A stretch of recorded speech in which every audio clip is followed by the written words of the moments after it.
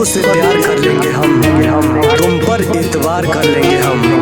अरे सूखे पत्तों से प्यार कर लेंगे हम तुम पर एतबार कर लेंगे हम।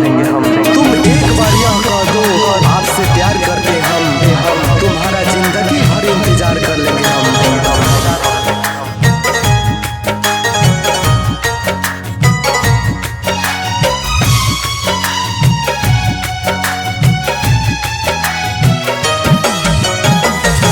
दौलत बढ़ा के हमके रोवा के तोड़ा लो तो दिल के यार मान हो।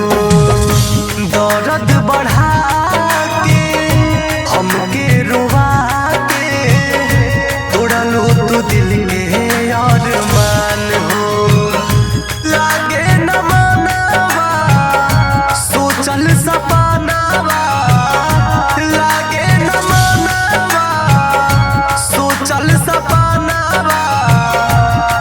जाने कहलू तू बिरहन हो। दौलत बढ़ा के हमके रोवा के तोड़ा लो तो दिल के यार मान हो। तोड़ा लो तो दिल के यार मान हो। गुलशन के बहारों पे सरेआम लिखा है फिर ये उसने किताबों पे मेरा नाम लिखा है। ये दर्द इसी तरह मेरी दुनिया में रहेगा कुछ सोच कर उसने मेरा अंजाम लिखा है।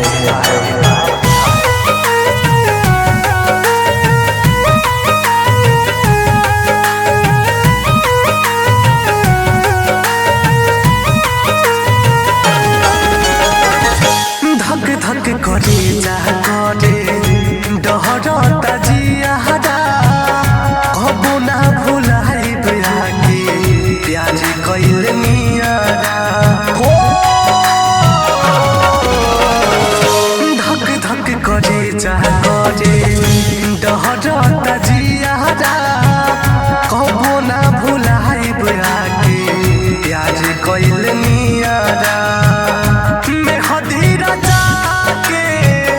हमके भुला के जिंदगी बनवलू समसान हो। दर्द बढ़ा के हमके रुआ के तोड़लू तो दिल के यार मान हो। तोड़लू तो दिल के यार मान हो। वो रोए बहुत पर मुंह मोड़ कर रोए कोई तो मजबूरी होगी जो दिल तोड़ कर रोए।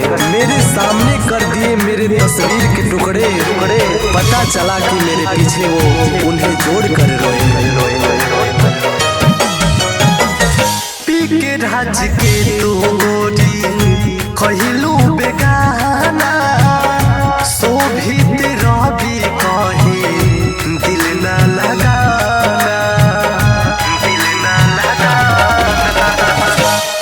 राज के तू गोरी कहलू बेगाना शोभित रवि कहे दिल न लगाना। दिल में समा के दूसर घर जाके प्यार के कहलू बदनाम हो। दर्द बढ़ा के हमके रुआ तोड़ा लो तो दिल के यार मान हो। तोड़ा लो तो दिल के यार मान।